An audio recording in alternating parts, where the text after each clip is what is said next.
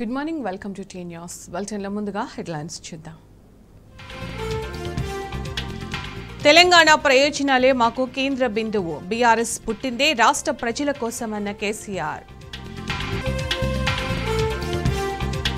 Current కోతలతో రోడ్ల మీదికి ప్రజలు, అన్నదాత ఆగమైండు. కాంగ్రెస్ సర్కారుపై తిరగబడే రోజులొస్తున్నాయన్న కేసీఆర్. ఉద్యమకారులను వేడుకలకు ఆహ్వానించి పట్టించుకోని ప్రభుత్వం. దశాబ్ది ఉత్సవాల్లో పద్మశ్రీ గ్రహీత గడ్డం సమ్మయ్యకు అవమానం.